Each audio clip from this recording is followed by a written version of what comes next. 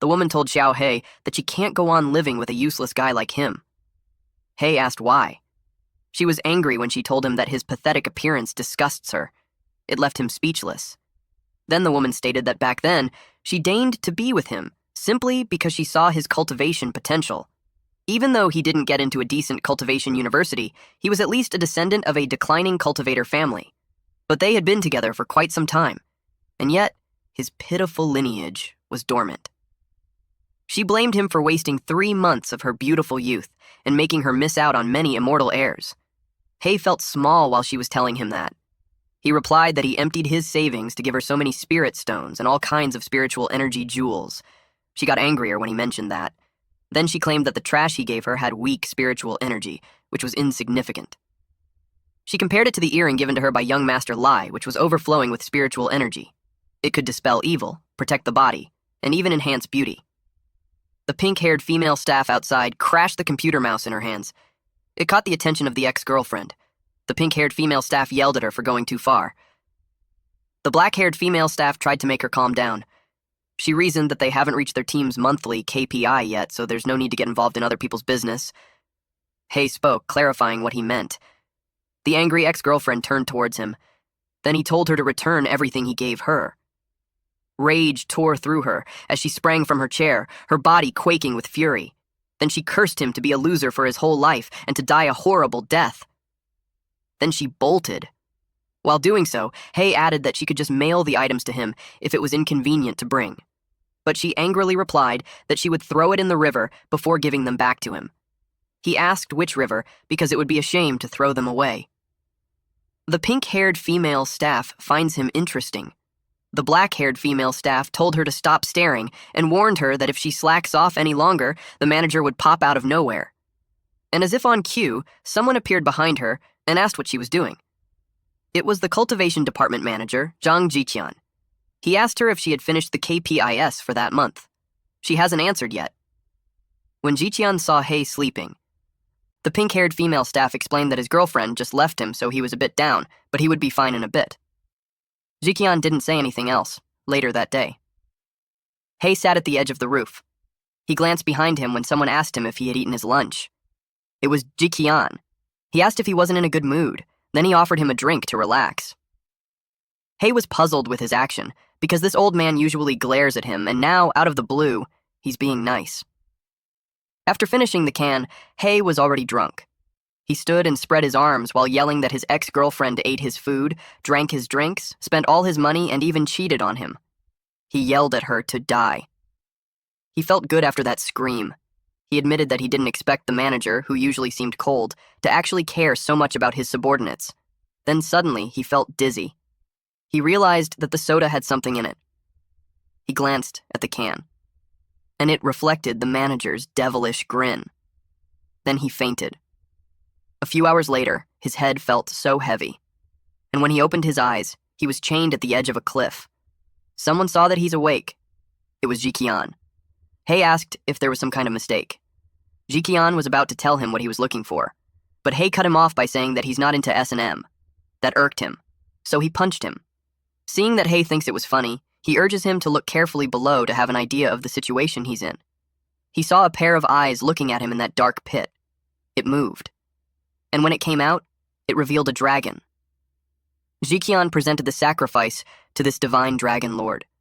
He told the dragon that even if that useless one hasn't awakened, the body still has the spiritual root of an ancient lineage, which makes him more delicious than those sheep and pigs that they used to bring. In exchange, the divine dragon gave him the promised condensation pill. Jiqian got excited on making his major breakthrough. He left to get back on his cultivation. The divine dragon asked He if he had any last words before he died. He glared at it and told the divine dragon that it had a bad breath. He suggested brushing its teeth before eating him. The divine dragon got angry with his insolence. He claimed that he was the lord of the clouds, master of the 9 heavens, bearer of thunder and rain, rider of the 4 seas. On top of that, it spent 3,000 years of silent cultivation in the abyss and 80,000 years roaming the 9 heavens. Eventually, it got embarrassed for losing its composure. It was displeased that it got angry over a mere mortal. It took He. Normally, it would swallow the sacrifice in one bite, but it decided to give him a special treatment by chewing him bit by bit. Hei yelled that it can't. It replied that it was too late to beg. But Hei clarified that he has an athlete's foot, which would make the dragon's breath even worse. He added that it would make the dragon's breath stinky and the scent would linger. It would be like a morning breath with its ex-girlfriend, Stinky Socks. The dragon raised its voice to tell him to shut up, and then it chomped on him. Half of his body was eaten, and he yelled that it hurts a bit, but his expression showed how much he endured. A mark on his hand appeared. It was chopped off while the dragon swallowed him. The forbidden art of the bloodline was activated. First was the light of life and death, where it inflicts a death mark on the enemy that kills him and on himself. The enemy will suffer the same pain and damage as him. As long as he doesn't die from the curse, his body would keep reviving. The next skill was dual annihilation. Once the art was used, the bodies under the life and death curse would perish together. Unless there was an intervention from top-level immortal magic, neither party has any chance of revival. The spell cannot be blocked or externally interrupted. Suddenly, Hei was called by a teacher and interrogated him on what nonsense he was talking about.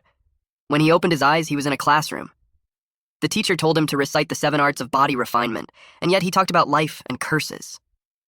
The teacher wondered if he took too much body refinement medicine, causing him to hallucinate. His classmates laughed at him.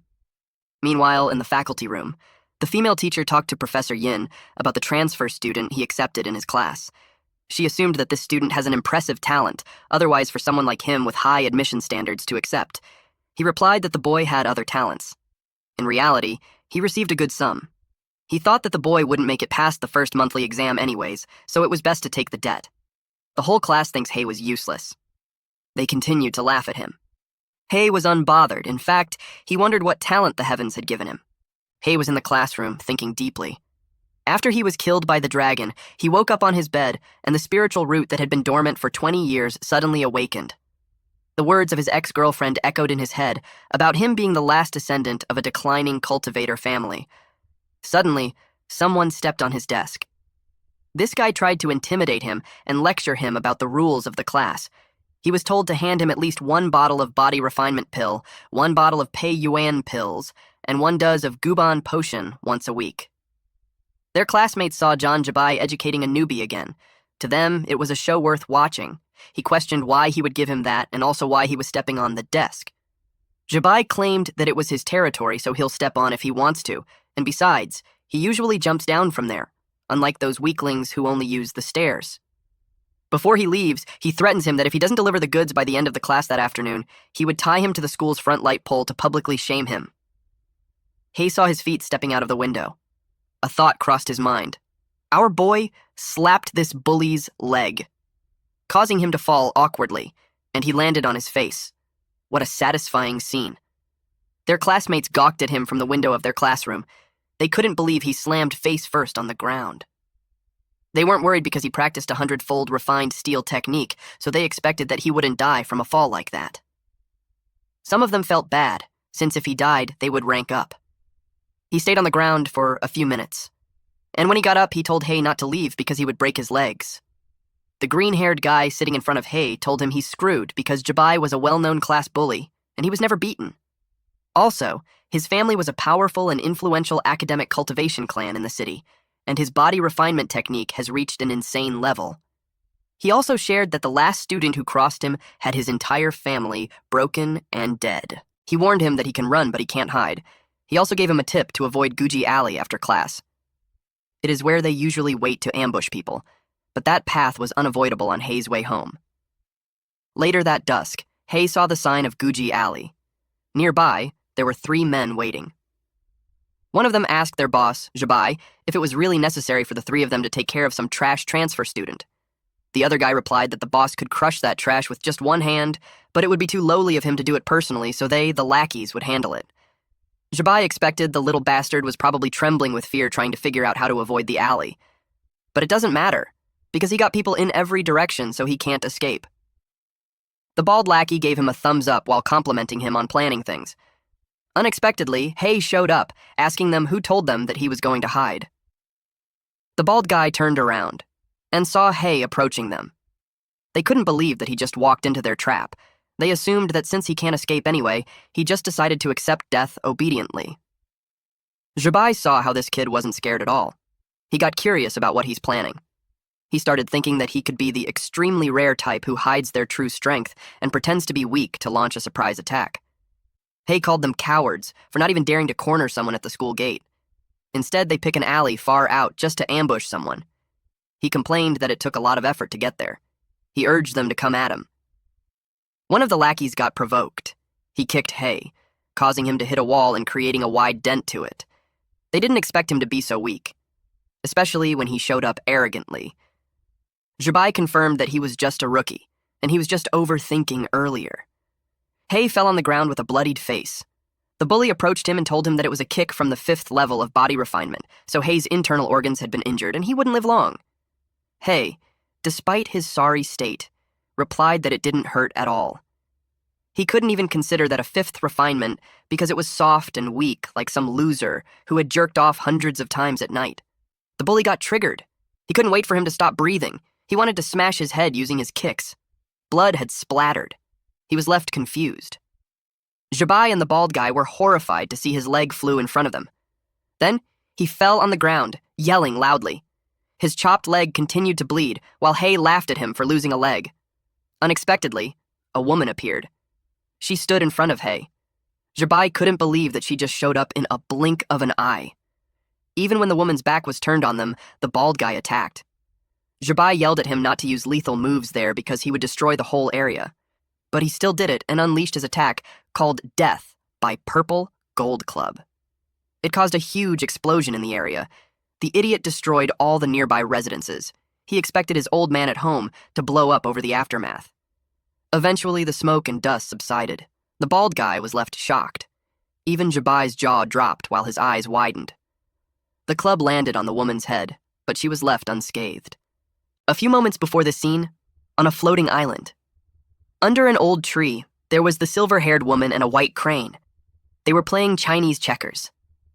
The white crane asked this woman named Lord Divine Dragon on why she always appeared in human form. Divine Dragon didn't want to follow those broken rules of the Immortal Palace. She questioned why they would always appear in their original form. She stated that they would end up like the crane who had a human body and a bird's head. The crane was surprised. She asked if it was offended. The crane clarified that it was because she was bleeding. She thought it was a joke because the last time she bled was 100 years ago. She believed herself to be invincible, but to her surprise, blood gushed out. The crane panicked that it gushed harder. She immediately used a homeostasis spell. Then she left the crane. Before she headed down to the mortal realm, the crane reminded her to report to the Immortal Palace. She flew real fast. A mark appeared on her hand, and upon scanning using the divine sense, she learned that it was a death curse, and she can't dispel it even with her powers. She was aware that the life curse was tied to someone in the human world, and she must find that bastard. Back in the alley, a rectangular barrier was put up. Marks were drawn on the walls of it, and it covered the whole alley. Jabai was impressed because she took a direct hit from a quasi-condensation realm attack without flinching. At the very moment of impact, she developed a defensive barrier, leaving the surrounding buildings completely unscathed. He could tell that the person's cultivation was far above him. Divine Dragon stated that she had not fought low-level cultivators in so long that she had forgotten how weak they all were. She also considered that Jabai was weaker than when she first started. Jabai yelled at his guy to quickly get away from her, but before the bald guy could do anything, his body was blown into pieces. Jabai was horrified. His legs gave in, which made him fall on his butt. He asked how it happened when he didn't even see her attacking. He panicked when he saw her approaching him, especially that his legs already gave out. He knew he was doomed. Suddenly, Hay was being lifted in the air. She said that she was surprised to see someone she ate come back to life. With that statement, Hay confirmed that it was the dragon. She told him to hurry up and lift the curse from her, or else he would be a dead meat. He replied that he had no idea how to lift it. Because of his response, he was slammed repeatedly to the ground. She had done it with a powerful force that shattered the ground. She demanded him to lift it. Jabai watched how scary she was, that when she snaps, she even targets her own allies. Suddenly, she coughed blood. It tainted the ground. She realized that the harder he beats him, the more hurt she gets, so it wasn't totally worth it. If it keeps up, they would fall into a boring loop. She decided to head back first to find a way to lift the curse, but Hay told her to stop. She noticed how he came back to life again. Internally, she complained how shameless the curse was. Hay brought up how she ate him like he was nothing. So, He wanted a bit of compensation. He was the first one to say that to her. She asked what he wanted. He replied that he wanted to become an immortal. She got annoyed at him. Then she asked what he would do if she refused. He threatened her that if she doesn't grant it, he'll soak himself in a pool of sulfuric acid and die over and over, and she'll bleed like crazy with him. She got furious that he dared to blackmail her. She thought of just freezing him and locking him away while she takes her time to find a way to break the curse. Anyways, she got all the time in the world. But he had countermeasures for that situation. He taunted her to try. It angered her. A shadow formed beneath her, and it released red flames. Because of that, she threw him the book while telling him that reaching immortality in one step was impossible. The book was a basic cultivation manual to help him train slowly. She commented that it would suit someone talentless like him. Though it can't guarantee him immortality, it can at least get him into a good university, and he'll never worry about food or clothes again. The cover of the book says, "Advance Payment of Skills." Just from that alone, he could tell it would be an amazing technique. He agreed that improving his cultivation was the only real path forward. In her head, she called him an idiot. Nothing in the world comes for free, so until he gets rid of him for good, he'll drain every bit of him. Coincidentally, he was thinking of the same thing. Meanwhile, Jabai was plastered on the wall in an attempt to hide his existence, but he saw her looking at her. He knew it was his end, but she stated that she can't be bothered to stomp on ants that aren't in the way, but he better forget everything that happened there. He saw her use her powers on him, so it made him scream that he doesn't want to die. Suddenly, when he opened his eyes, the body cultivator instructor was yelling at him to restrain himself in the exam room. He was bothered that he couldn't remember anything from yesterday. His brain was a mess. He didn't even know what to do that day. The instructor told them that it was the first monthly exam of the new semester. He hoped for them to do their best. The students at the bottom of the rankings were in danger because the school would consider advising them to leave. The first body cultivation proficiency test had begun, and for the sake of their futures, he told them to charge. Hay didn't expect that it would be the first week's monthly exam already when the instructors haven't taught a thing in class the past few days. The green-haired guy beside him told him that it was how senior year was. Everything worth teaching was covered in the first 2 years, and Hay should have been taking extra prep classes. He didn't know that. The green-haired guy elaborated that all the effort goes into extracurriculars. Senior year was about exams, rankings, and hyping themselves. He realized that Hay didn't sign up for any prep classes. He would be screwed on the exam. He told the fat student that his rank was about to change. The student asked why. Then the green-haired guy relayed the news that the idiot transfer student didn't even register for cram school. They laughed out loud. The green-haired guy saw Jabai and wondered how the vicious class bully had let go of Hay. Even Jabai wondered the same thing. His 2 henchmen were beaten to death and the other one bled out. He had this feeling that something terrifying had happened. The first test was penetration. A barrier spell has been casted in the field so they could test their destructive penetration. The instructor called Bai to demonstrate how it was done. The instructor had high hopes for him. Jabai threw the stick. His attack was destructive. It penetrated on several layers. The instructor was happy to announce that it had penetrated a 1-meter-thick 5-layer reinforced concrete wall. He was expecting that from the school's body-tempering prodigy. Jabai's level was almost on par with him. The girls cheered for him. He didn't mind them since they had no idea what he's worried about. The green-haired guy expressed that it was impressive. Hay asked if the result was good. The green-haired guy shared that Jabai was well known since he was the only person in their class to be directly recommended to Hezu Cultivation University based solely on body cultivation. He explained that the test reflects his explosive, destructive power. Whether using body tempering or shui cultivation techniques, in the end, the score was determined by how many layers he penetrates. Most people can only punch through 2 or 3 layers in their first month of senior year. The 5-layer result was by far the leading one. The instructor called Wu Fei next. It was Fatty earlier. He took a step and threw the ball. It reached the first layer, but it was stuck there. He badly wished for it to go through, and it did. He celebrated his passing of the test. Then, the instructor called the transfer student. Deep inside, he wasn't happy that the old principal admitted such trash to their class. He was ready to call out Hay. The green-haired guy expected him to be doomed. If he couldn't break through one layer, he'll be advised to leave. Since it was their last chat, he wished him luck. Hay concentrated his power and his eyes turned red. The instructor saw him going up empty-handed. He mocked him by announcing that they now had a prodigy in class who can create from nothing. Everyone laughed. Jibai seconded that with a hidden dragon like that, the teacher's senior position would be secured. It heightened everyone's laughter. But to his surprise, Hei created a ball. Then Hei got into position to throw it. He raised it and threw it. It went fast and easily broke through the walls. The instructor couldn't believe that he actually penetrated the reinforced walls. He got worried that it would even pierce through the school's barrier. But at the last wall, it vanished. He was relieved that it reached the end of its power. But even so, it had broken the record for their year's cohort, and it was his first time seeing that palm lightning. He could tell with the explosive force behind that lightning that Hei's grade in body tempering was high. To master both body and ki cultivation to that level, he called the kid a heavenly genius. The girls gathered around him while saying that he looked ordinary before, but now he turned handsome. One of them claimed that his talent rivals the previous geniuses. He showed no signs of it before, but now they could tell that he's related to some major sect. The green-haired guy knew he was doomed since he laughed loudly earlier. Later that day, he looked nervous. Hei asked what happened to him because he looked 50 years older. He expressed that he was blinded earlier, and told him that if he needed anything, he could just say the word. Hei said goodbye since he was in a hurry. He was gone in a flash. The green-haired guy was amazed how he rushed back to the train. He realized how outstanding people work harder than him. Hei ran as fast as he could. He was so annoyed.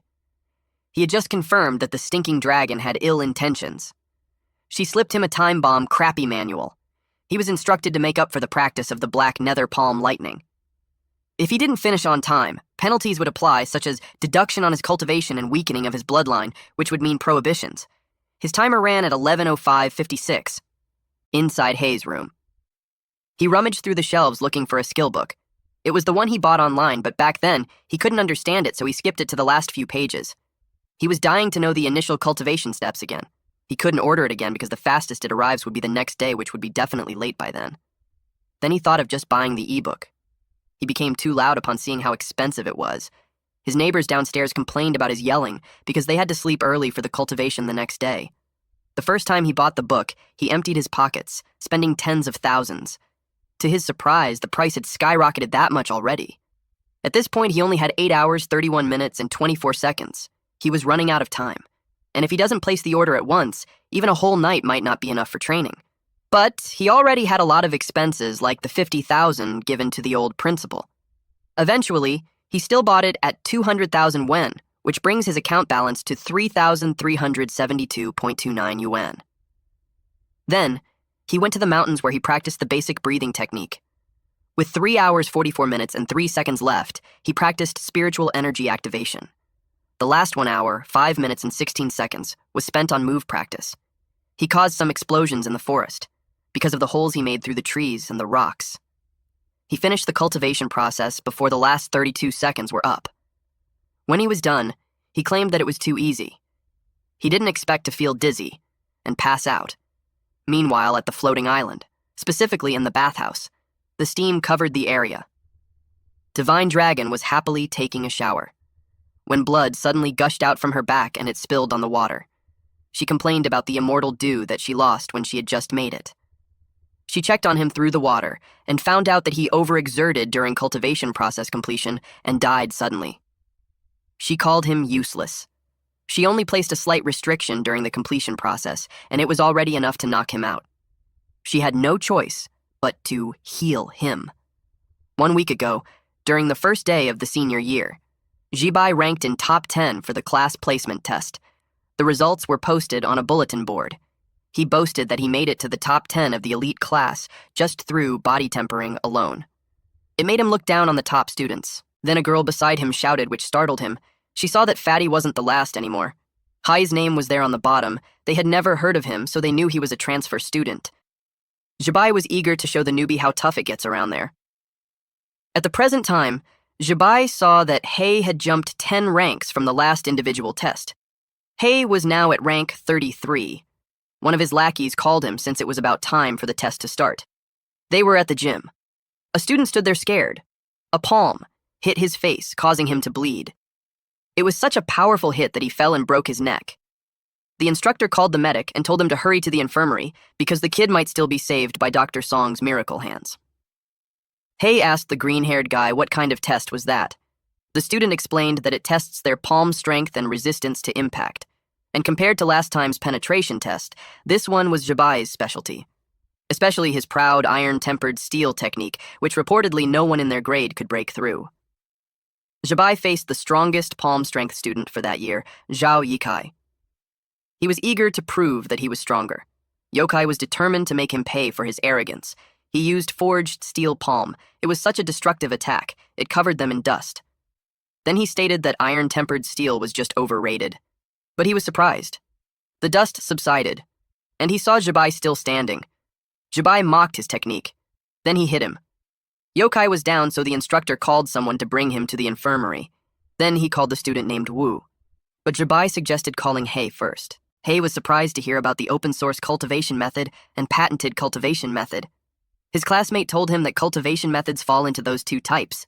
It was common sense, so it made him wonder which school Hay attended for 10th to 11th grade.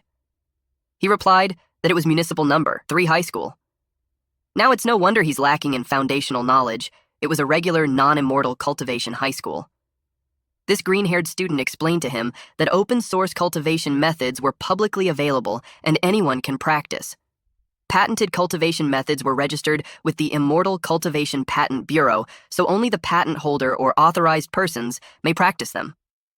Unauthorized practitioners of such methods may face legal consequences or even be exterminated. Like those two earlier, forged steel palm was open source and 100 refined steel was patented. But ordinary cultivators can't easily break through patents. Patented methods have higher thresholds and difficulty. The instructor administered basic maintenance spells to patch up the ruined court. Then he called Hay to come down. Hay and Jabai stood face to face. Jabai could feel his heart racing every time he saw him. He couldn't understand why, especially when he only lost one individual test. But if he could beat him, he could prove himself. Hay suggested that they just hit each other at the same time. It irked him, so he yelled at him not to get too arrogant. Hay used forged steel palm. Jabai wasn't impressed that he's trying to clash open-source methods with him. He used 100 refined steel. The instructor watched intently. Their palms landed on each other's face. But Jabai was blown away, and he crashed. When he hit the wall, the impact left a deep dent and a body-shaped hole in the earth. The crowd was struck speechless, frozen in shock. The instructor didn't expect that. Hay's opening move was the open-source forged steel palm, but the moment it hits Jabai, it was layered in 100 refined steel on top. Not to mention that the Zhang family's patented 100 refined steel has a high cultivation threshold and was difficult. It also made him wonder if Hay didn't fear the catastrophe from privately practicing a patented method. Hay suggested to the teacher to send Jabai to the infirmary because he seemed to be stuck on the wall and can't climb down on his own. He was confused when the teacher didn't answer. When he turned around, the teacher acted like a tame dog. Then this teacher asked him which master he trained with. He told him to come closer. Then he whispered that it was the Dragon Lord. Jabai woke up in the infirmary. He was angry at that bastard. Someone spoke beside him saying that the bastard looked familiar. It was Jixian. He took a closer look at Hay's picture and stated that he looked similar to someone he knew. Jabai asked if he knew him. Jixian hinted that he does. But internally, he reasoned to himself that there's no way Hay would have survived. It made him wonder if the Dragon Lord had shown mercy. He knew the next exam would be chemistry. He asked Jabai which topic they would focus on. Jabai responded that it would be poison-making and toxin testing. With a devilish grin on his face, Jixian told him that they would have fun at a car junkyard. Jabai practiced the forged steel palm training to its completion. He informed the boss that all the scrapped cars had been crushed. After that, the boss praised him for the great job and transferred the payment to his account. That boss didn't buy a scrap car crasher to save money, so he had the opportunity to earn while cultivating. The system instructed him to complete his 100 refined steel training soon. He had done 20 strikes and yet to receive 0-20 hits. He started thinking who he could fight that night to receive the hits. Out of the blue, someone appeared and asked if he was Hay. He replied that he's not. He justified that the man was the wrong person because his name was Yinjian. At that moment, the teacher from the class earlier sneezed. He finds it strange to catch a cold when he was just making a slideshow. The man yelled at him to stop pretending because he knew him. The young Master Zhang sent him to teach him a lesson. This person was Zhang Zhixuan, with Spiritual Attraction Realm in Tier 9. Hay approached him and told him that he should have said so earlier. He denied it because he thought he was a debt collector. He was up for the challenge. Jixuan finds him strange for not fearing him when his cultivation was higher than his. With spiritual perception, he's at most just entering the spiritual attraction realm, so it made him consider if he was hiding his true cultivation. Without second thought, he punched him and made him fly to the opposite side. He charged again while thinking that Hei was just acting earlier, and it only took him a single punch. But when he was about to land on him, he was caught off guard. Hei stared at him and dared him to put more power into his attack. The forest erupted when they fought. Hei was hit again, followed by a kick. Even when he landed face down on the ground, he had a smile on his face, which made Zixuan confused. He was getting beaten and his aura was getting weaker, but he still had that creepy expression on his face. Eventually, he decided to end the fight with an instant kill attack, third sequence. Hei received a powerful blow on his torso, and it threw him away, until he crashed on a boulder. He fell on his knees. Jixuan commented how high schoolers these days are so weak, and yet they still pretend to be tough. Hei hasn't moved, and when he checked, he was being healed. He was surprised at the recovery speed. Even a top-tier physician at the spiritual attraction realm couldn't manage that. He hit him with the final strike. The impact sent a gust of wind around them. He had this creepy grin when he saw that he received a beating for 2020 already. It concluded the 100 refined steel training. He looked down and grabbed Zixuan's leg, then unleashed the black underworld palm thunder and hit him with it on his torso. But Zixuan blocked it with his palm and scoffed at that entry-level spell. Hei replied that he should hold on to it. He prepared his other hand for the next attack. Then he used forged steel palm, followed by 100 refined steel. Jixuan took a direct hit, and the impact sent him flying. It was so powerful that he went through the trunk of a tree. Eventually, he found his balance and steadied himself, but he coughed blood. He could tell that most of the meridians in his body had been shattered.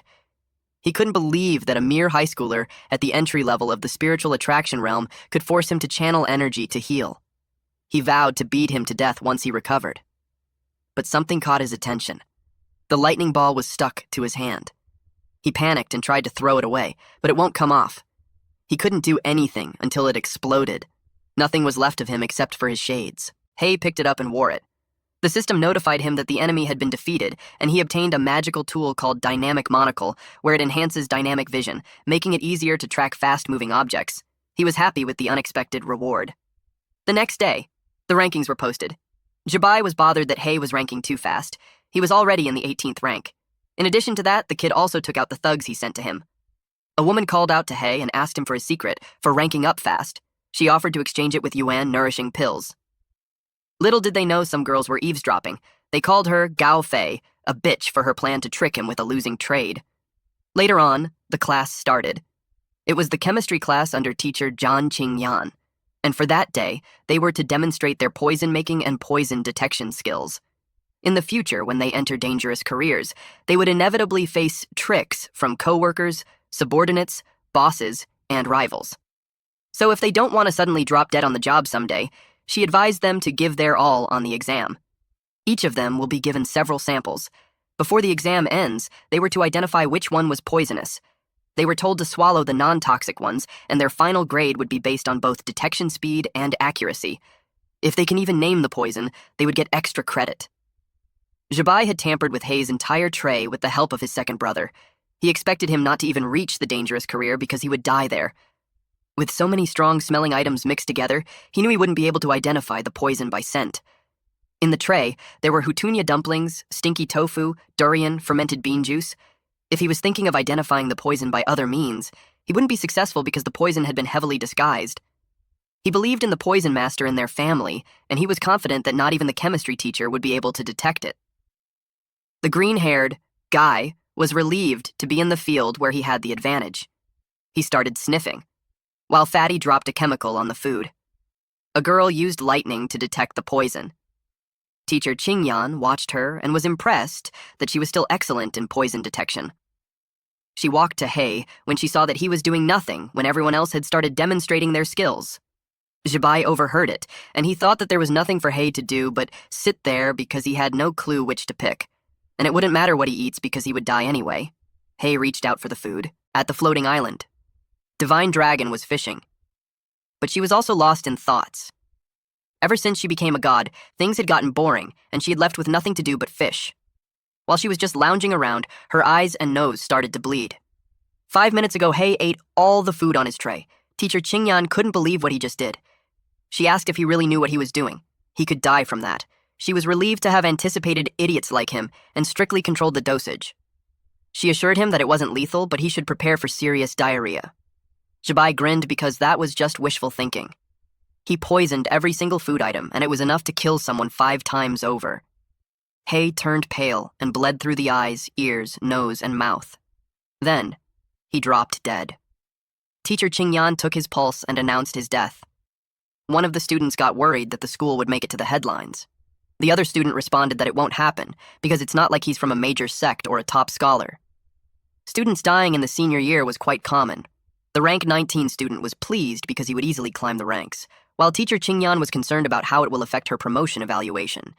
She was furious at whoever dared to tamper with her exam. She thought of the damned PE teacher because he had been competing with her for the title. While she suspected him, Hei had recovered. She jumped to her feet when she learned that he was alive. In her entire career, it was the first time she encountered that. She couldn't believe that he fooled her. Hei reported that all 5 items were poisoned, including enteric dispersing powder. Some letters appeared on his palm. Then he stated that the last one was the air-ending poison. Jabai couldn't believe it. He got nervous. He thought he was being thorough, even finding an expert at the condensation realm from their sect. He also had him investigated and found nothing. So it was a big puzzle on how a nameless nobody survived the poison of condensation realm experts. Later that day, in the lab, teacher Qingyan inspected something on a petri dish. She wrapped her aura on the fluid. It was Hei's blood sample, and from her analysis, all his answers were correct. She could tell that the brain-dead PE teacher couldn't have concocted that. It led her to think that it was done by a real poison master in the condensation realm. She even needed half the night to analyze it, and it made her think that Hei was a freak. Meanwhile, in the new Immortal bookstore, Hei searched through the books as he never thought there would be such a communication method. Divine Dragon communicated with him through the palms and told him that it was his bloodline forbidden technique. She called him dumb for not even knowing how to use it. She linked their health bars to use it to contact each other during emergencies. Hei complained that encrypted communication like that hurts. He asked if there's another way for immortals to talk to mortals. It seemed like he thought gods had freedom. She pointed out that for humans, they were strategic nukes. Every move was under surveillance of the Immortal Palace. She already descended once on her own, so if she casually made contact with humans again, and the Immortal Palace found out, some immortals would come after her. Hei asked if she could reveal to him where the top-tier treasures were. All that she's allowed to share with him was already infused into the advanced payment skills, so he just has to follow the instructions. His hands started bleeding. Someone saw it. It was the female staff. She expected that high schoolers were under immense pressure these days, but she couldn't believe that one would self-harm in a bookstore, and she would be the one cleaning up the blood again. Hei apologized and promised to clean the blood later. Then he brought up some questions about a few books. She asked him what kind of books. He shared that he's in senior year, and he wants to aim for the condensation realm. He wanted suggestions for some of the good prep books. There's still almost a year until college entrance exams, so she was a bit surprised that he's already preparing for the condensation realm. He asked her if the condensation realm was hard. She doubted if he's really a senior since he lacks the basic knowledge. She explained that if he can break through to the condensation realm during the college entrance exam, he's basically guaranteed acceptance. If he reaches it at once, he could apply for direct recommendation. She commented how kids these days have high ambitions, but no grounding. She gave him 3 best-selling books. If he could grasp them, it would be great. He chose the Condensation Realm Cultivation Guide. He gave it to the counter. It was not from the staff's recommendation, so she was unimpressed that he didn't listen. He immediately scanned through it.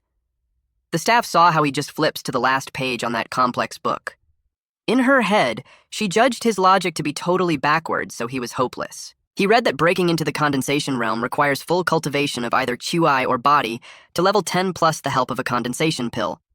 The process may cause spiritual energy to rampage in his body, leading to serious injuries. Hence, he needed plenty of top-grade healing and foundation-stabilizing medicines. It was expensive and risky, and he could die in the process. He concluded that he just needed to prepare a condensation pill at the Zhang's estate. Someone was yelling. Jabai scolded the poison master at the condensation realm for not being able to kill a senior student. The man apologized and explained that something must have gone wrong. He begged for a second chance and promised that the kid would die for real. Jabai was worried now that Hei's score ranks 10th in class. He didn't want that thorn in his eye to succeed so easily. He gave the man 1 more week, and if Hei wasn't dead, he would have his head. A loud noise from the roof caught his attention. Unexpectedly, Hei broke through using a sword. A few moments before this confrontation, the security in the Jiang residence was tight. One of the guards stationed on the 2nd floor saw his colleague drop dead. He quickly grabbed the radio to notify that someone broke in, but before he could finish his sentence, he was struck. Then, Hei jumped to the balcony on the 2nd floor. He hit the guards on the roof, too. Then he heard Jabai giving the deadline for his death. He concentrated his power on his hand and made a hole to drop down for 2 floors, and when he reached where Jabai was, he took out his sword and stabbed him on the shoulder. This bully had no idea that he messed with the wrong person. Imagine bullying the new student, and then the next thing he knew is that he nearly lost his life if he was hit a few inches from his heart. But still, he still tried to retaliate. Jabai used his palm technique to push him away. Because of that, Hei pulled out the sword and blocked the palm using his, and it threw Jabai several walls away, until he made a dent on the last wall. But then needles were thrown to Hei. He skillfully blocked it using his sword, though he was slightly caught off guard when a man tried to hit him with a unique weapon. It was a staff with a metallic end that closes and opens like a flower. He blocked it using his sword, but the man had pushed a button in the weapon, and it released a blade that pointed to his eye. He moved a bit sideways, so it only scratched him. The man had to step back. This man recognized the intruder as the high school student who got lucky and didn't die from his poison. He was just on his way to find him, and he came to him instead. He revealed that the venom needle he released earlier wasn't something to be taken lightly. He used his ancestral recipe, so its toxicity was in a whole different league. It was a sudden death for the brat. Hei's cheek bled, but he just glared at him, which gave the poison master an unsettling feeling. Then Hei was gone. In a flash, he charged at Jabai and pointed the sword at him. He tried to stab him, but he was able to evade. Then he swung his sword. But he sensed something. Several needles were released towards his way. It was from the poison master. He was offended that Hei just ignored him. He was also annoyed since, with the potency of his poison, he should have already died. And yet the kid was still standing. Hei broke an item. Then this guy told Jabai to run and that he would cover him with a curtain of needles. Hei watched as Jabai jumped through the window to escape. Jabai made it out. Then the poison master decided to demonstrate the power of condensation realm. The needles that punctured the wall released a green mist.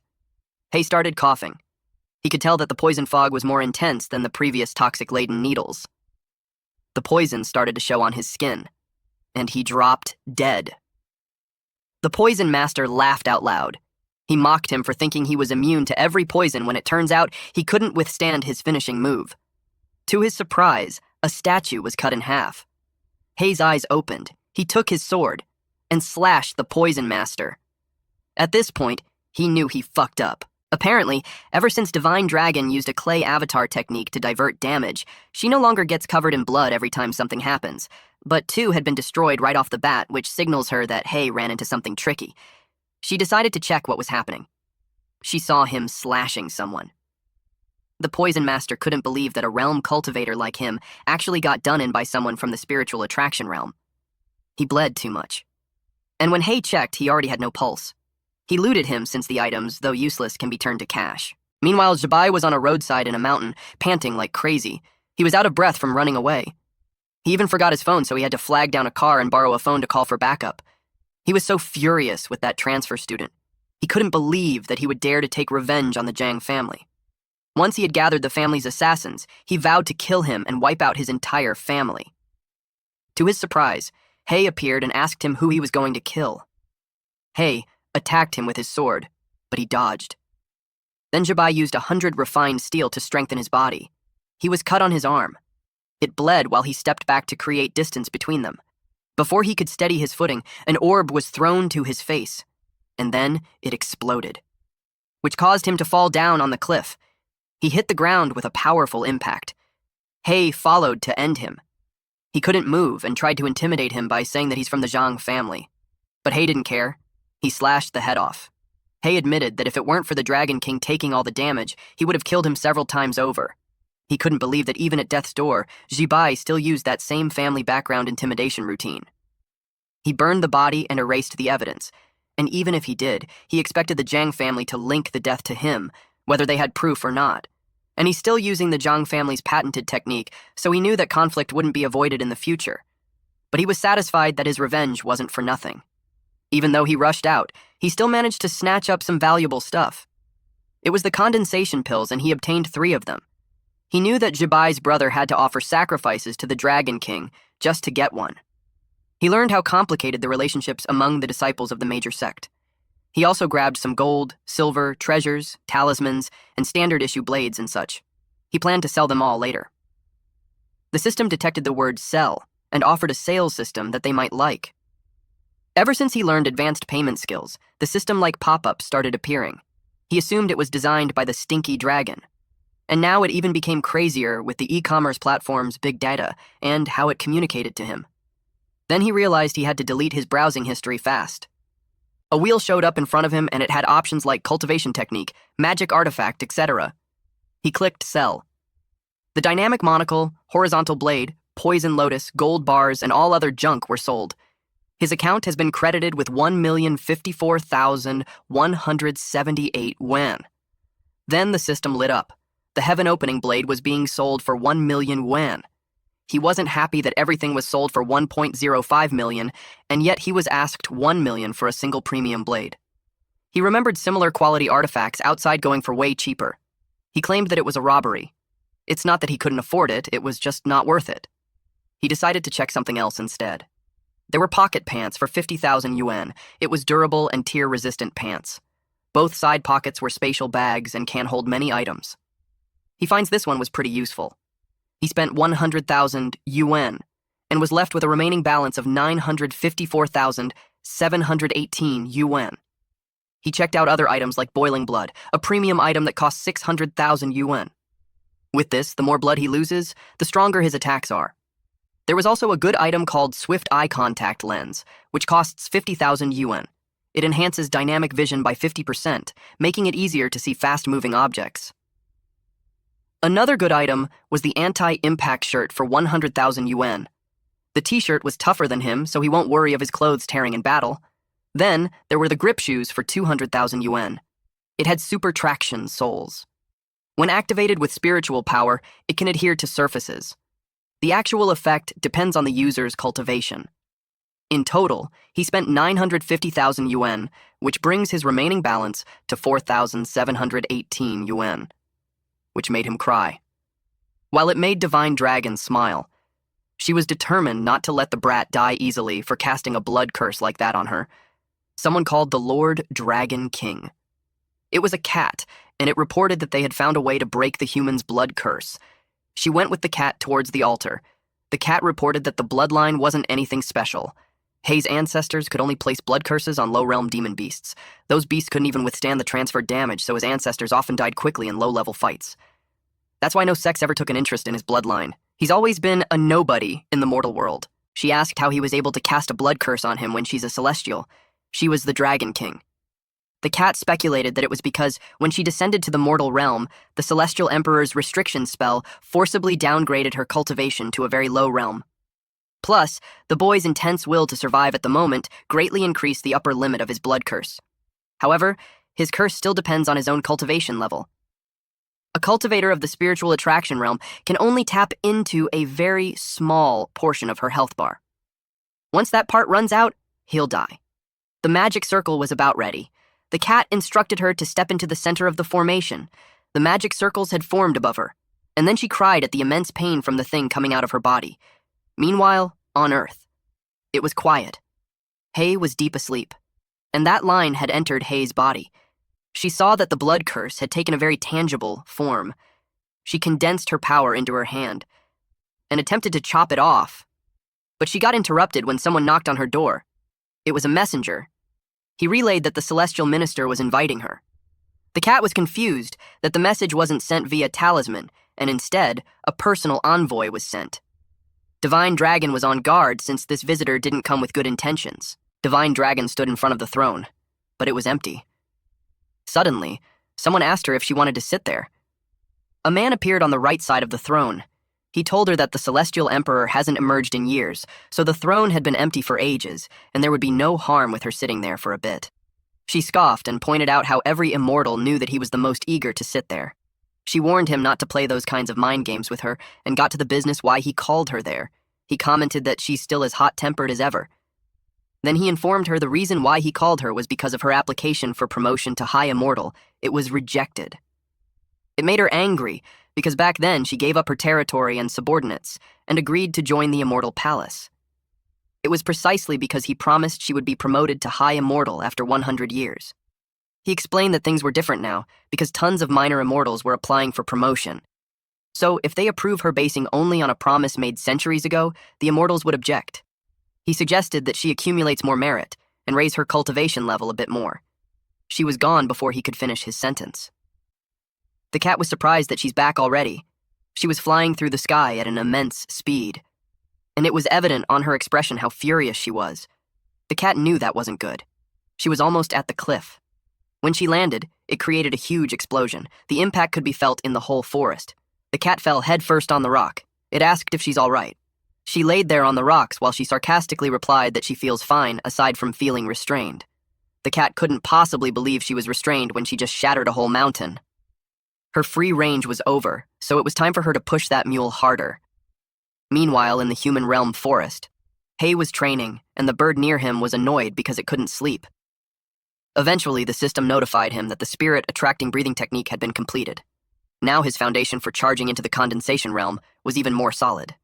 With that done, after the advance payment to the condensation realm, all elements should be in place, minus some essential follow-up cultivation. He activated his advanced cultivation condensation realm. Power surged through his body. The concentrated power shoots up to the sky. Smoke and dust filled the area. Eventually, it cleared up. His eye glowed red. With this condensation realm advancement prepaid, his body's strength, mana, max health points significantly increased, while divine sense was greatly enhanced. Comprehension ability was significantly boosted. He also unlocked condensation realm exclusive techniques, artifacts, and items. He was told to fulfill the conditions for the condensation realm, which were 1 condensation pill, 10 superior foundation stabilizing pills, 3 bottles of superior spiritual herb extract, and 10 layers of spirit attracting realm. He was surprised that that was it, since he had everything already. It was easier than he thought. But he jinxed himself. The side quest showed up. It instructed him to clear the secret realm while suffering the hemorrhage curse within the time limit. After the mission, 30% of his cultivation and merit would be deducted as interest on the advance to the condensation realm. Later repayment would incur compound interest. He had no idea where this demon cave was. As if on cue, a red glow appeared. The magic circle was beneath him. He panicked since he wasn't prepared yet. As he fell, the 20-minute timer started. He complained how intense it was. Even more when he's falling on the spikes. He concentrated his energy on the hands and feet, so he could grip the wall. He slid at first, but was able to stop just an inch before his ass hit the tip of the spike. That was really close. He almost lost his life. Even though his health bar was thicker, getting hurt still hurts, and he also had no idea when the hemorrhage would hit. If he can help it, he'd rather avoid injury. A metal arm was released towards him. Luckily, he saw it. He drops down to evade it.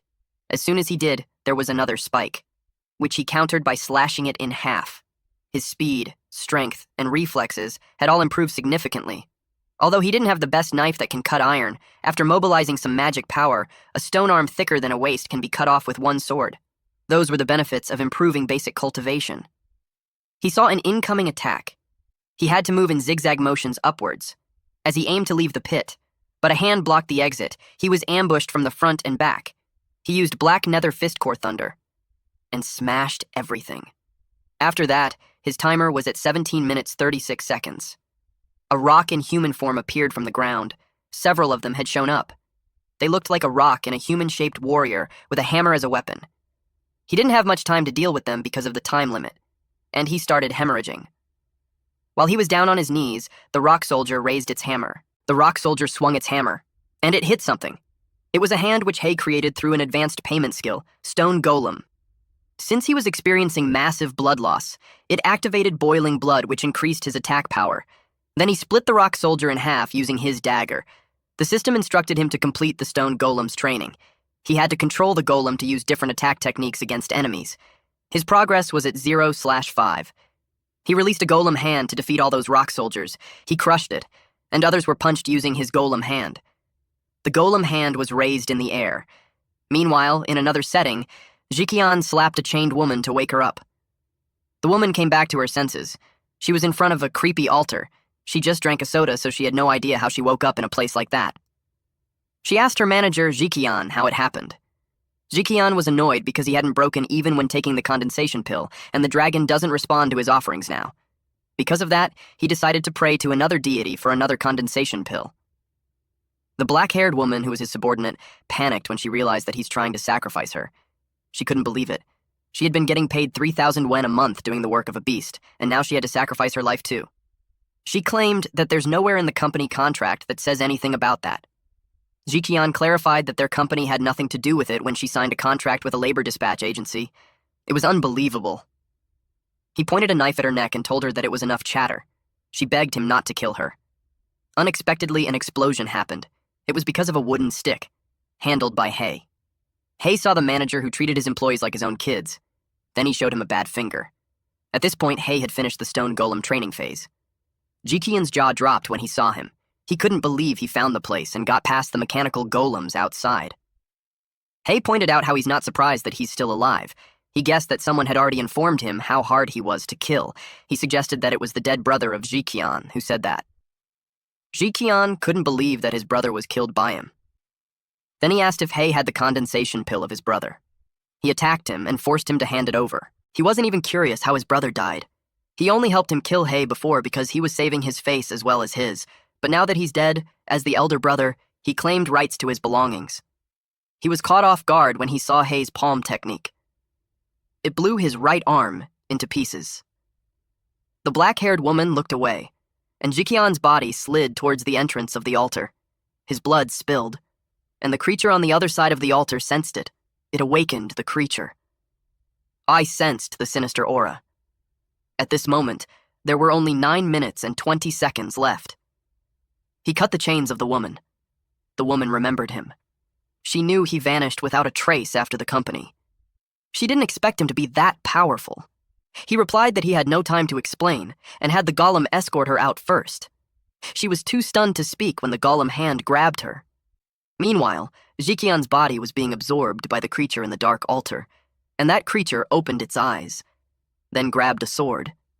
Then she stepped out. Just looking at her red, glowing body, you could already tell that she's not an ordinary being. Hei saw her. His eyes immediately tried to gauge her power, but her power was overwhelming. Just her presence made him already bleed. He tried to use divine senses to assess her cultivation level, but got hit with a countermeasure instead. The exit where she came out had closed. It made Hei wonder what kind of being Jiqian would end up accidentally sacrificing himself to. And without saying a word, she charged at him. He blocked her sword using his dagger, but her strength made him fall to his knees, and the sword scratched his shoulder. She was about to kick him. He blocked it using his other arm, and then an explosion followed. He was thrown towards the wall of the cave. She got into her combat stance. Hei noticed how heavy and forceful her strikes were.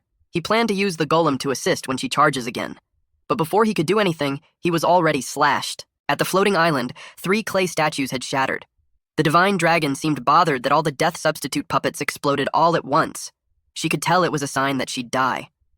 Meanwhile, Hei was confused why he didn't even see the sword swing, but he had already been struck. He fell on his stomach. The woman closed her eyes as a magic circled around her finger. Then she was about to strike him again. She targeted his neck, but he blocked it using his dagger. The impact was so powerful that it released a gust of air around them. He realized that she even wanted to finish him off with a follow-up strike. He signaled using his finger. And the golem hand appeared. It tried to hit her, but she evaded it by doing a somersault. Then she created distance between them. She was slightly caught off guard when he followed up with an attack using his dagger. The system notified Hei of the 99% damage he received, and boiling blood had been activated. He was thrilled that he could finally duel properly. He also learned that her move that one shot him earlier had a sequence, so it was no wonder he couldn't defend against it. He continuously attacked using his dagger, which she skillfully countered using her sword. Then he threw an orb. She got distracted by it, and as soon as it hit her sword, it exploded. It made her use her one-shot move again. He saw it coming. He was actually waiting for it. The system notified him that the enemy skill had been prepaid. She unleashed Celestial Annihilation. They both released destructive energy, and when it clashed, it caused another explosion. When the dust cleared, it revealed that they were still both standing. But seconds later, the woman fell. Hei was all right, though. She was confused about how it happened because she launched an attack on him first. It should have hit, but he was unharmed. He mocked her for being so flustered that she spoke normally. All the while, he thought she was mute. He replied that she can strike preemptively, but he could do the same. At first, he wanted to prepare a defense against the final outcome of her attack, but he couldn't. It seemed like it required a much higher cultivation level. Then he remembered that the last time they clashed, she didn't finish him off and then tried to slice his neck as follow-up. He anticipated that next time, she would go for his head. And so, he prepared for that, and as a bonus, he stole a slash too. It made her furious, but something distracted her. A magic circle appeared. Then Hei was warned to complete the hand signs for his prepaid technique, or he'll face divine retribution. It was his first time seeing the divine punishment that one must endure when using prepaid Heaven's Law techniques. They both made a hand gesture. The woman panicked because the signs won't align. A hand from the ground appeared and restrained her arms. She refused to let that stop her from completing her cast. But he didn't need to stop her from finishing it. He just needed to waste her time. She broke free. Then she continued her signs. But it was already too late. Several magic circles fell. It was a tribulation. It destroyed a wide area. Hei was safe, though. The system notified him that quasi-condensation realm prepayment had been completed. It had deducted the required share of cultivation and virtue from the session. His cultivation has risen to the third layer of the condensation realm. New system resources were then unlocked for prepayment. The woman climbed out of the pit. Hei blocked her path and said that she's still breathing. She admitted that she lost and he could kill her, or skin her, or whatever he wants. That made her different from the others who begged mercy before dying. But she was surprisingly calm. He was about to strike her with his dagger. She closed her eyes as she braced for the attack. But nothing happened. To her surprise, all her wounds were healed. Then Hei told her that they now share one health bar. He invited her to ascend together. Blood curse was inscribed on this woman named Long Yin. Damage taken by her in combat will now be transferred to the Dragon King. At the bath, the cat was sleeping peacefully. The water in the bathtub turned into bubbles, and the divine dragon stood up. The cat was surprised with her sudden action, so it woke up and asked what happened. The divine dragon felt something strange, like another vampire was on her. The system notified Hei that the advanced payment skill has been upgraded. He can now make advanced payments for magical artifacts, elixirs, but the level of the items cannot exceed his current major realm. The next day in school, Long Yin appeared wearing skimpy clothing. Hei turned to her. Fatty and the green-haired guy watched her. Fatty curious who she was. The green-haired guy teased him for being into his sister-in-law. He turned pale and clarified that his heart had only room for teacher Ju. Hei asked the woman if they knew each other. She pointed out that they just battled a few days ago. She reminded him that they're on the same health bar. Hei finally recognized her. She changed her hairstyle. That's why he couldn't recognize her. Then he asked her how she managed enrollment procedures and transfers into their class. She sat beside him and replied that one fresh trick works every time. 2 days ago. The principal received gold bars to admit a new transfer student, and in the present setting. The homeroom teacher, Teacher Tao, announced that the small-scale tests were over and it would be the beginning of the mock exams. For most of them there, it would be their first real combat experience. They have all studied hard for dozens of years, so it was time for them to show the true results of their cultivation. He called all students to assemble in the examination area. First, the grade 12 Class 1 was told to assemble. Then the Class 2 began the roll call. Class 3 were all present. Class 4 was called next. Yin finds the exam interesting. Their green-haired classmate was worried that they would embarrass themselves in front of the whole grade. Hei assured him that it's going to be fine. It made him perk up. But to his disappointment, Hei explained that he's shameless, so He didn't care about being embarrassed. The teacher announced the examination rules. Each class has its own exclusive examination area. The edges of the area have been sealed with barriers, ensuring that candidates who win the same exam will not interfere with each other. Each candidate will fight the same monster. Those who achieve a KO within 5 minutes will receive a full score. Those who fail to get a KO by the end of the exam time would be scored based on the effective damage dealt. If an emergency occurs during the exam, Teacher Joe in the center of the field would intervene. The exam had officially begun. Students whose names were called would come down and prepare. First was Grade 12 Class 1 Zhao Jiakang and Guofan Liang. Also Class 2 Tang Long and Class 4 Yugasaki Hanako. Hei asked why there were people from the Ying sect there. The green-haired student replied that it's because it's a mission from the Cultivation Education Bureau. As part of the top-tier sect peace treaty, almost every high school has to accept a few exchange students from the Ying sect. He thought only regular high schools had exchange students. He didn't expect cultivation high schools to do that too. A long, black-haired girl sensed something. This girl was Ryugasaki Hanako, and she glanced at the audience. Hei could tell her intuition was sharp. Yin was annoyed that she glared at her master. She claimed that she's the only one who gets to glare at her little bro. The green-haired guy commented that the hierarchy between them was something else. Hei was speechless. They had begun, and the exam monster was summoned. A large, creepy portal appeared at the center. An eye appeared. Then it revealed this mushroom man creature. Teacher Jian felt the ominous aura. He was nervous because it was the cloud canopy demon lord that was suppressed by the Taizong sect. He told Teacher Tao that using it for the first mock exam was too much. Teacher Tao called him impatient and mocked him that it was no wonder he's still a PE teacher. Teacher Tao explained that if it had been the original body, even after being suppressed, all of them would have died already. But the exam monsters were all clones grown from the spores of that demon lord. Although they were also at the condensation realm, their strength was below that of proctoring teachers, and the site was surrounded by suppression stones, so they had nothing to worry about. A student released fire talismans. It made the monster jump backwards. The teacher announced that if they failed to cause any damage to the exam monster before the end of the exam, it would result in a score of 0. The student who released the fire talisman could only sob. Another student threw a barrage of rocks on the exam monster, but was punched by the monster instead. The student had been able to damage the monster, but the monster threw him outside the examination area, so he failed. Then they announced results for other students like Zhang Shuiwen with 61 points, Wu Liuan failed, Chen Zhanglin with 68 points. The bystanders couldn't believe how difficult the first mock exam for the year was. Not a single person has scored over 70, and only a handful have passed. They questioned which teacher came up with the exam. They planned to find out later. The green-haired student was relieved. He had nothing to be embarrassed about now, since everyone was embarrassed already. Then he saw something. Teacher Jian expressed that Teacher Tao had gone too far. Making the first mock exam so hard could destroy the students' confidence. Teacher Tao reasoned that if they can't even withstand a mock exam of that difficulty, then it would be the worst class he ever taught. He noticed something at the arena. Hanako was running away from the monster. He didn't expect that. She was heading for the edge of the barrier. He couldn't believe that she's forfeiting the exam. But before she crossed the barrier, she jumped. She was about to cross the barrier. But she did not. Instead, she used it to steady herself and to gain more momentum as she prepared for her attack. The monster was about to punch her. She unsheathed her sword, and in an instant she sliced the monster into pieces. Teacher Jian was surprised with the complete knockout. She received a full score.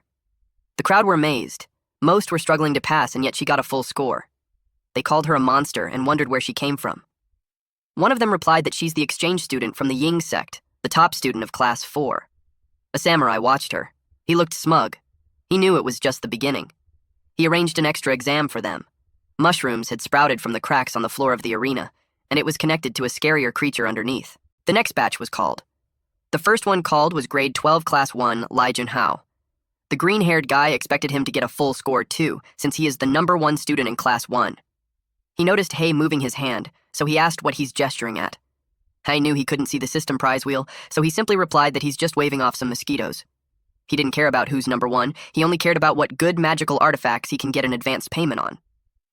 Meanwhile, the fangirls cheered for Junhao. Junhao was confident to kill the exam monsters. He was eager to prove that there was no difference in level even between two #1s. black mist appeared in the area. The mushroom monster emitted the mist. Teacher Tao had no idea who came up with that kind of monster. Junhao was confident that even when it changed its form, he would still instantly kill it. Several writing appeared on his fist when he clenched it. Then he punched the monster and made it fly backwards. Teacher Jian was surprised with his power. Teacher Tao explained that Junhao imprints a magic formation on his arm to increase the destructive power of his fist. The kid had a lot of hope for a guaranteed admission to Peking University of Tsinghua University, but the teacher hid his anger that he wasn't in his class. The attack was so destructive that it caved the ground. He boasted that the punch guaranteed his admission, and that he also had proven that there was a distinction between two number ones. But he turned pale. Even the teachers got worried. The monster stood in front of him. He was shocked that it was still standing. He finds it strange. He knew it wasn't because he twisted his waist and set his shoulder incorrectly, affecting the power generation. He decided to just do it again. But Teacher Jian, in panic, screamed at him to get away from there. He continued to punch, though. But before he could land the punch, he was instead punched in the gut and was thrown away. He crashed on the wall with a powerful impact. Teacher Jian had come to his aid and supported him to stand, but he also coughed blood. He did his best to disperse the force, but he still suffered internal injuries. He knew the monster wasn't supposed to be there. He got on the phone to call for reinforcements, since an off-the-charts monster had just appeared. The person on the other line asked what the difficulty of the current exam was. He requested for the highest realm teachers available. The monster was running towards them. Someone restrained its feet. The proctor was offended that the monster acted like he didn't exist. He also bound the monster's arms. Little did they know that the monster underneath had fully opened its eyes. The mushroom monster created spikes from its back, and it pierced through the ground. The proctor continued to hold the strings that bind it, but something underneath had shattered the ground around him. He knew that's not good. The area he was in exploded.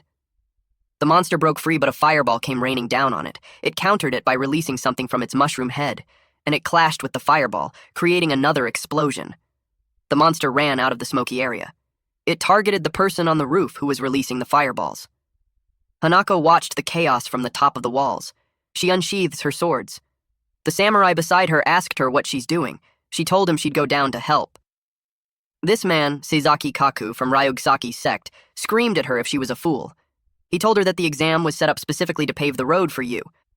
As long as the off-the-charts monster accidentally takes out those top-ranking students in the grade, she would be guaranteed admission to Tsinghua University or Peking University, even Shuxian University.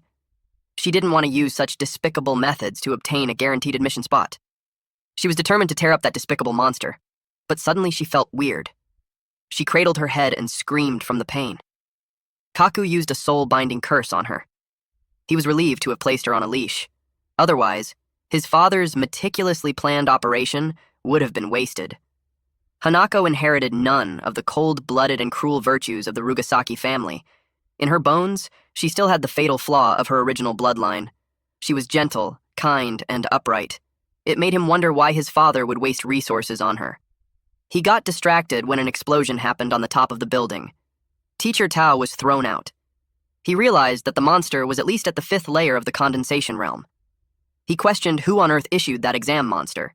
He activated a body protecting an astral shield. The monster rushed towards him. It was moving so fast that his eyes couldn't keep up. He could only create an omnidirectional defensive shield. The monster attacked him. It made a crack on the shield, and eventually shattering it and grabbing Teacher Tao by the neck. It had this huge grin on its face.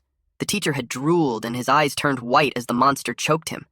But someone intervened and cut the arm of the monster into pieces.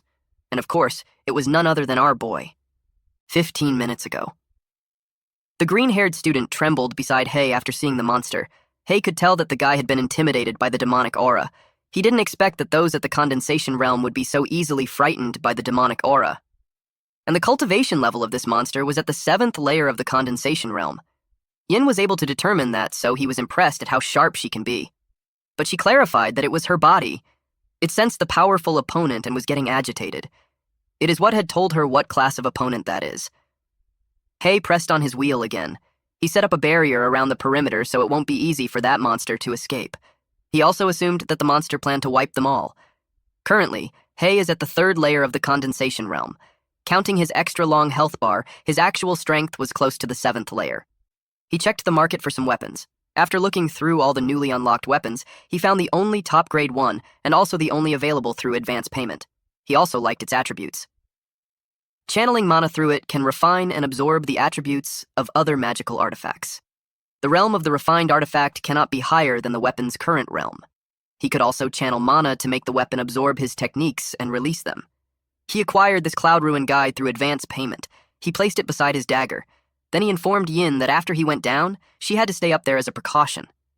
He had a feeling that the bonus monster would bring out another bonus monster.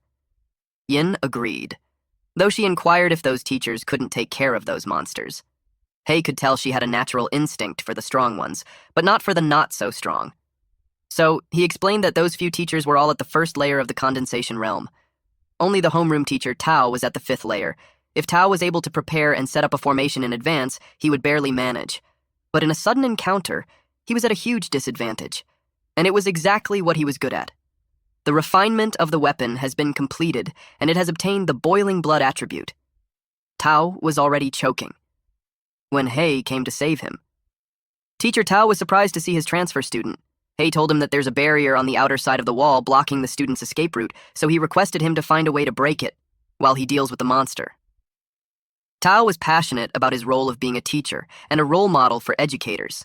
He stepped back, determined to protect his students. The monster listened to him while spores appeared on the side of its neck, and its arm had regenerated. Hei noticed how fast it healed. It looks brand new in a blink of an eye. He assumed that this was a trait of fungus-type monsters, but then the monster charged at him. He used his sword to block it. He noticed how its fist got harder. Then it was about to punch him using the other hand. He was able to learn that it was compressing the demonic aura on the surface of its fist to increase hardness. It prepared for another punch. It was powerful enough to send Hei flying. Fortunately, he was able to stop himself from crashing on the wall. But in a blink of an eye, the monster was beside him already. It raised its fist again. Then it punched him. The explosion made it hard for them to see. Teacher Jian was worried that the transfer student was going to die. Teacher Tao then suggested he go down and save him. He was left speechless. Teacher Tao knew that Teacher Jian had always hid himself from the distance, so Teacher Jian saving the #1 student made him certain that the student's family had a word with him. Otherwise, he would have never gone down there to save him. Teacher Jian's silence had confirmed that. Teacher Tao admitted that the transfer student's courage was commendable, but there's nothing they could do. No one in there could solve the problem. They would be lucky if they can just break the barrier before that friend comes up there. The mushroom continuously punched the area where Hei would have been. Teacher Jian couldn't take how tragic it was. Hei would probably have been beaten to pulp already. The monster looked like it was enjoying itself when Hei grabbed its fist to stop it. Both Teacher Jian and the monster were surprised. The boiling blood effect had activated, so it was now Hei's turn. He hit the monster using his sword and sent it flying to the other side of the arena. The monster got up on its knees. Then it saw a light from the sky. It was Hei's sword. At the last minute, the monster caught it with its palms. Then Hei activated the Dark Sword Heart Thunder. The tip of the blade released a dark orb that was just a few inches away from the monster's face. Then it exploded. Only a foot was left from the monster. Its spores spread. Teacher Jian was amazed that he took it down in just one hit. But Hei sensed something. He looked at the sky and saw another monster there. It was almost the same monster, except this one had a large eye on the mushroom cap, and the mushroom cap spinned away from its head. Then the mushroom cap released some spikes. It formed into a missile and rained down on Hei. Hei braced himself for the incoming attack. The monster showered them with missiles. All of the other students panicked and ran. There was a barrier outside, so they had to run in any direction. Hei made a hand gesture. To activate the stolen golem shield formation. The students were worried since the area of effect was wide. There was no way they could escape. One of them was about to be hit. It exploded near the student's face. It was a huge explosion, and it created a domino effect. The other missiles exploded simultaneously. The student braced himself, but to his surprise, he was safe. They celebrated that they're still alive. At the same time, they were curious on who set up such a large-scale defensive formation. It was a massive formation that drained so much magical power and cultivation. They already knew that person would be one of the top students for that year. The shield was all over the place. Yin realized that Hei wasn't ruthless enough. He actually saved his classmates, even when there's no need to save those with bad grades. And those top students, When they take the Cultivation University exams, they would target him. Hei's magical power was almost depleted, but he assumed it was the same for the mushroom cap in the sky. It disintegrated. The monster grits its teeth, and then it disappeared. It showed up beside Hei. Hei immediately kicked his sword towards him and jumped before the monster landed its punch. He created a distance between them. But in a blink of an eye, the monster was already behind him. He countered its punch using his sword. His sword emits black static, and he swung it again. It beheaded the monster and made its body step back. In no time, the head regenerated, and it was good as brand new. After Hei applied lightning magic on the blade, he could cut off its head easily. But its head can regenerate, which means the vital point wasn't the head. He suspected it was hidden in the torso. The monster unzips its face. It revealed an eye at the center of the forehead. In a flash, it was gone. Hei noticed how it got faster again, but he saw where it appeared and attacked there. The monster ducked and punched him on the side. It sent him flying while coughing blood. Then the monster circled around him at lightning speed. It was so fast that it created an afterimage, and it continued to circle around him. Even so, Hei had been able to skillfully block its attacks. It punches continuously. Hei had been hit on several parts of his body, but he stood strong. Teacher Jian was slightly disappointed that he was on the losing end after all. He really thought the transfer student could turn tables. Teacher Tao emphasized that it was hopeless in the first place. There was no way for the student to win with such a huge power gap. But still, for a transfer student to fight even with a clear disadvantage, he was impressive. The raw power could rank him in the top 10 of the year. Yin watched the continuous exchange of blows. She was getting impatient that he's not using the move he used to beat her. Hei was pushed back. The monster was so fast that it was hard for him to keep up, especially the burst of speed right before it attacks. Even if he defends with all his might, he can only block a small part of it. He had 150% damage, so the boiling blood had been activated. He assumed his combat stance. And charges forward. He raised his sword. Teacher Jian was confused since he had taken a stance but wasn't moving. He thought he gave up. But then Hei released a skill called the Heavenly Law of Annihilation. The power even shot up to where Teacher Jian was. It also broke the barrier. Teacher Tao was surprised that the barrier shattered easily when he couldn't break even with all his efforts. It made him feel unworthy of being a teacher and thought of just quitting. The monster's body was gone. Hei acquired a Durian Fiend Core. After a period of cultivation and growth, it can be controlled by a Beastmaster to assist in combat. The system urged him to complete the ritual process for the Heavenly Law of Annihilation. He made hand gestures, which eventually completed the ritual. Teacher Jian was in awe. He couldn't even see the last strike clearly. Then he told Teacher Tao that with Hei's strength, he could be more than a top 10 of his grade. He could even match those few on the top. But Teacher Tao had no response because he was dwelling with his own incompetence. Later that day, Hei and Yin walked in a park. Hei had ascended to the 9th layer of the condensation realm. He can then advance pay techniques to others. Yin checked her phone and saw that Hei was trending. Everyone was saying that he's the biggest Dark Horse transfer student. They also said that he's guaranteed admission into top cultivation universities. She saw him gesturing in the air, so she asked what he was doing. He replied that he is simply paying his health insurance. He submitted 30% of the cultivation experience and merit points gained from the session to the Divine Dragon. He noticed how he wasn't healed anymore. It only heals him after the health insurance payment was received. He noticed that she had changed. The payment towards her was blocked by a dark cloud. He watched intently. As the black cloud covered the sky, it covered the wide area around them. It was the black abyss forbidden domain. They wouldn't be able to get in or out, and the inside and outside were invisible to each other. The formation was usually set up when someone wanted to kill a witness to silence them. A kunai was thrown at them. Hei blocked it using his hand golem, but the kunai was encrypted, so it exploded upon contact. Yin made some distance, but she got stuck in a puddle of dark liquid. It engulfed her. He watched the smoke clear. He was amused with the technique they did. They had imprinted a small-scale explosion formation onto a kunai and used an incessant battle mansion technique to drag a disciple inside. Hanako charged at him. She swung her sword and he blocked it using his sword. She swung it again. It hit his hand. But he saw that she used the back of her sword. Then he dropped his sword. Hanako jumped and created distance between them. He asked her if she did the whole maneuver just to snatch his weapon. She replied that her father ordered him to kill since he's a competitor towards her path to higher education. But she doesn't like doing things that way, so she planned to take his weapon and report back that he's dead, on the condition that he leaves the country and gives up any thoughts of college entrance exams. Otherwise, as long as he appears in school and in top rank, the people from the Ying sect won't let him go. Her sword glowed. The system informed Hay that the post-payment mission for the Weapon Cloud Ruin Guide has been triggered. A battle of supremacy then commenced. Both of them started being enveloped by a dark smoke. She asked him what was happening. She jumped and settled on a branch. Her eyes widened. When she saw a different place, she jumped to the roof. She was puzzled how she ended up there. Hai explained that it was the realm of past reflections.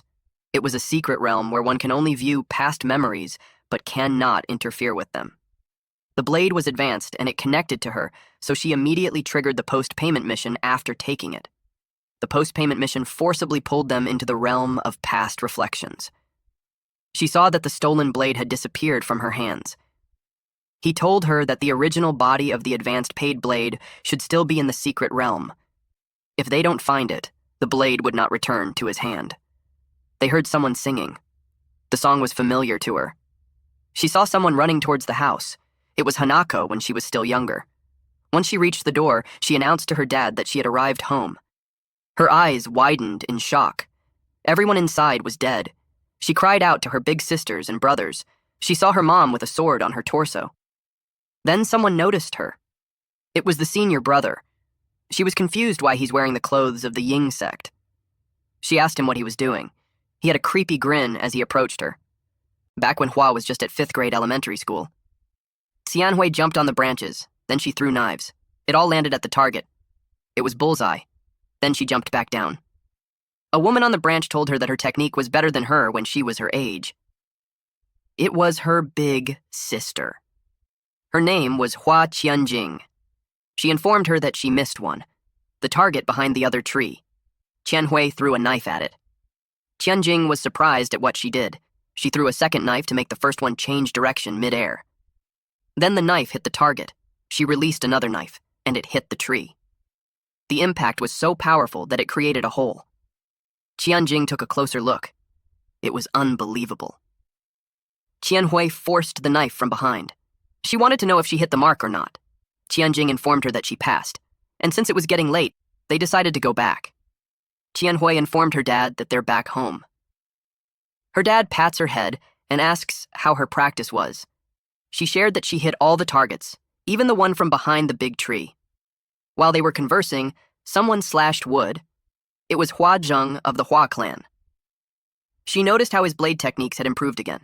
Qianjing asked their dad if he was really going to teach him the family's iron wall blade technique. Their dad admitted that he was considering it.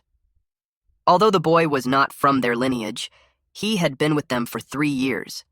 And from his observations over the past few years, he was very polite and simple-hearted. Zheng would bring him some tea, and works hard even through pain and exhaustion. He was also honest and took accountability, so the master thinks he was a good disciple. Until the sword passed through the chair. As the master was stabbed right at the center of his chest, he asked why Zheng would do that. Zheng replied that he was never one of them. He revealed that he was born into the Ying clan, changed his name, and hid there for 6 years just to learn their family's iron wall blade technique. Now that he had mastered it, it was natural for him to annihilate the entire clan. The master threatened him that even if he stabbed him, the others were in the courtyard, and they wouldn't let him go unscathed. Someone grabbed on the door.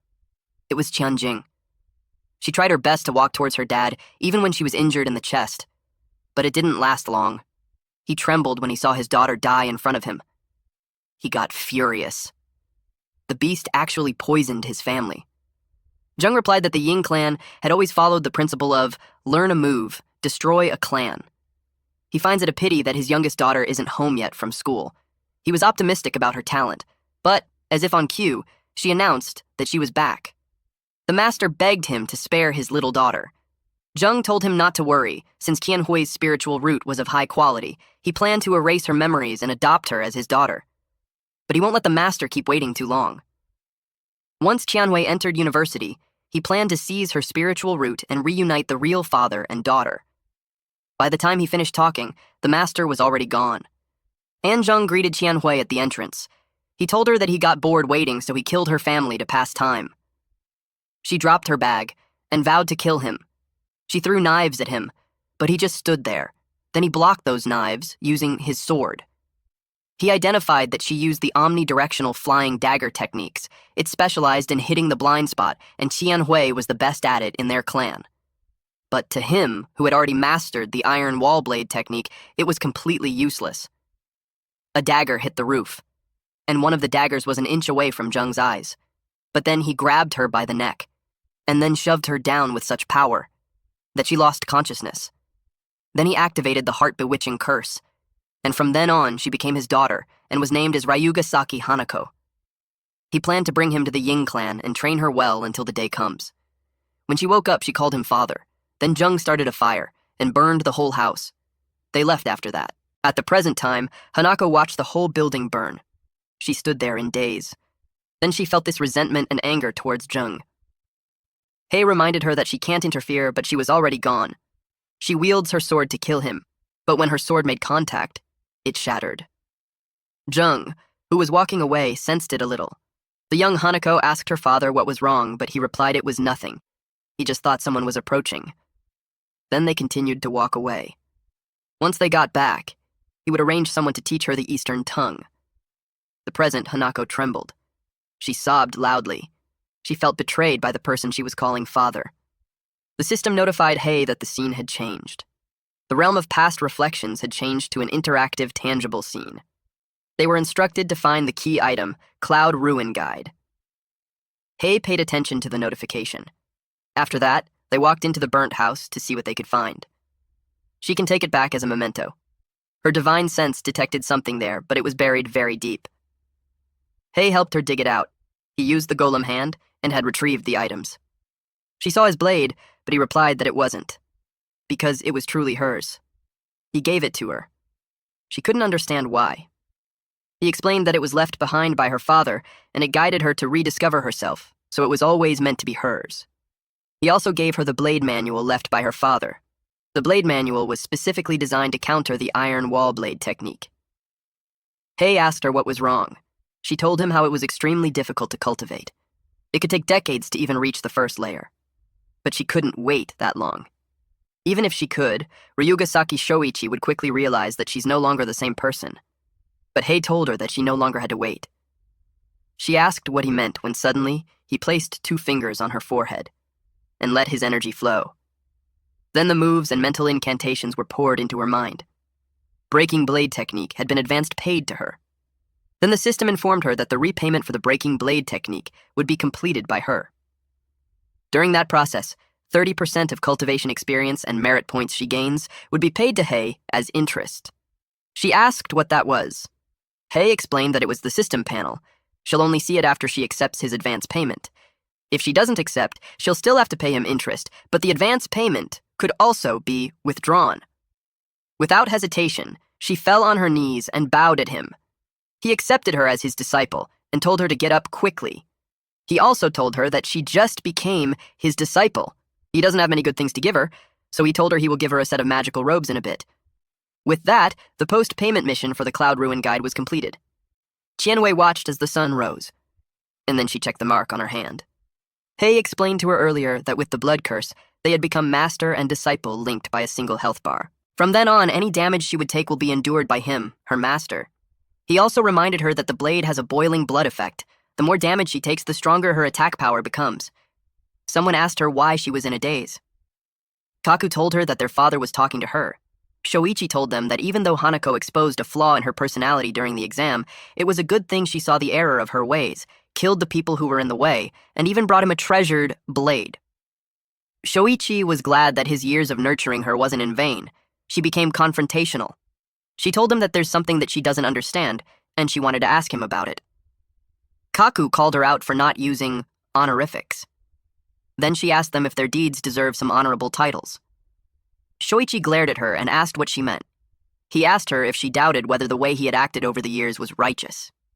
She replied that he talked about righteousness like benevolence, proprietary, wisdom, sincerity, but then he secretly does things like robbery, looting, murder, arson, and annihilating an entire clan. Kaku got mad at her. He defended that everything that their father had done was for the sect. She tied her hair in a bun as she replied that they knew small etiquette but had no great righteousness. That they were meticulous in small details, but they lack great virtue. She used a moon crescent headpiece to hold her bun. Also, this was a high-grade item that can reduce the spiritual energy she consumes when activating spells. She continued to tell them how they care about minor matters, but disregard honor and shame. And they fear authority, but don't cherish kindness. She removed her clothing and revealed a horse-face magical skirt. It increases the power of spiritual energy activated moves by 30%. Plus, the outfit automatically repairs itself by absorbing spiritual energy. Shoichi noticed the condensed energy in her hand. He immediately took out some swords and grabbed one of them. Qianhui uttered how the weak will be subservient and the strong had become bandits. Kaku couldn't take it anymore and attacked her. But before his attack could land, she already kicked him in the face and threw him outside. Shoichi realized that she had figured something out. He was done pretending too. He called his clan to gather. Everyone came as fast as they could, and they faced her. He ordered them to capture her. They attacked her all at the same time. A bald man attacked Qianhui using a sword. She blocked it with the sheath of her sword, and then she kicked him on the head. Another one attacked her, and he sliced him in half. While she was on the move, some shuriken was thrown at her. She threw her sword towards the attacker, and it pierced his neck. The attacker fell while the others were surprised. They surrounded her when she jumped right in to grab her sword. They attacked simultaneously, and she blocked it using her sword. They kept the pressure on her to skewer her eventually. So while they tried to press their swords, another person tried to stab her from the side. She saw it and activated an instant wall lightning flash. The attackers were all hit at the same time. She surges through the roof. One attacker looked for her. The man under the hole on the roof was cut by her in an instant. While she was crouched down, another man took the opportunity to hit her. She cuts his arm. Then, on the next person, she cut his head. She continued defeating them. Those men couldn't believe that they were all losing to just one girl. They tried to hold the line and not break formation. The others just watched on the sidelines. They were the wiser ones. Those idiots engaged in the fight actually thought that they could win in numbers alone, but that kid was chosen by their sect leader. Though she's from the outside and didn't inherit his martial talent. When it comes to the blade, her skills were second to none in the sect. Okawa Menta, one of the 3 swords masters of the Ying sect, knew that Qianhui won't stop until one of the 3 sword masters of the Ying sect steps in. Nagano Nakayusu, also one of the 3 sword masters of the Ying sect, agreed with him. So he asked him why he's not joining the fight and had just been watching from the sidelines the whole time. Menta wasn't an idiot. The other 2 were watching, so he's not going to jump in and be a cannon feeder. And also, his quick draw technique was all about that one perfect moment, so he had to wait for an opening. After a while, the corpses scattered. Qianhui was already exhausted. She even struggles to stand straight. Menta saw this as his chance. He drew out his sword. He charges at her. She sensed him, so she glanced behind. And in a blink of an eye, she was slashed. Blood squirted from her body. And the assailant had this wide grin